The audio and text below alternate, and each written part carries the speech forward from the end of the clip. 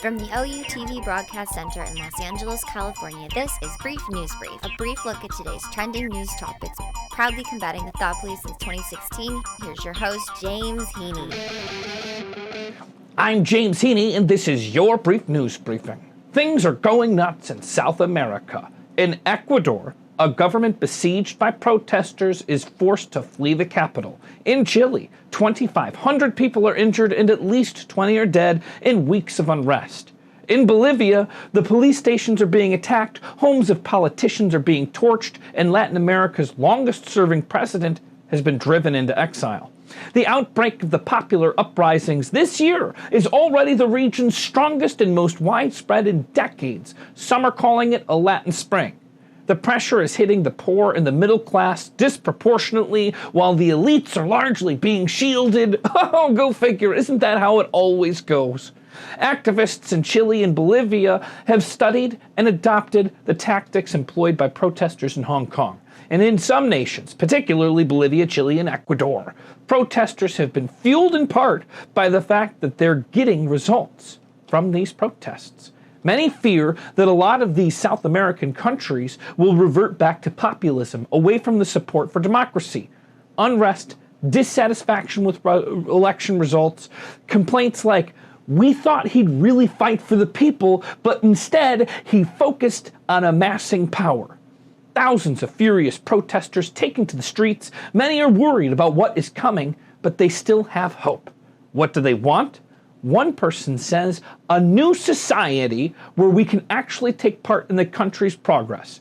Clashes with police accused of torturing, raping, and blinding protesters have raged for weeks. Thousands of demonstrators have already been arrested, and some have been charged with setting deadly fires. But the protesters have not stopped.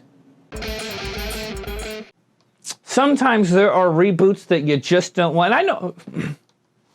I am so sick of reboots. I liked the Ghostbusters reboot, but you know what? There's one I think we can all agree on not wanting to make a comeback. The Black Plague.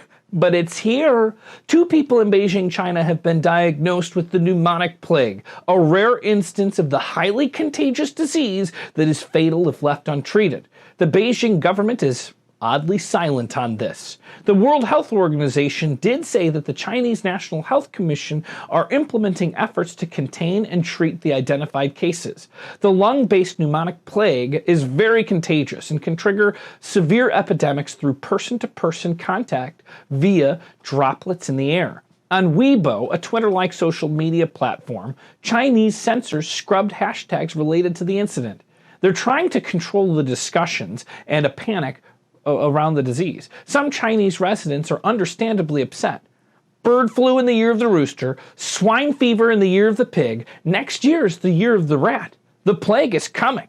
The plague germ can be transmitted to humans from infected rats via fleas. In 2014, a man died of the plague in northwestern Gansu, a province in China, and sparked a quarantine of 151 people. The 30,000 people living in that town, or living in the town of Yumen, the town where the man died, were also prevented from leaving. The police were at roadblocks placed on the town's perimeters. Plague, sometimes known as the Black Death, wiped out millions of people in the Middle Ages during widespread outbreaks during the mid-1300s.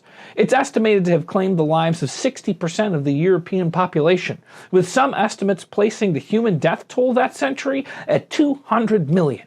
So if you thought the plague was wiped out, think again.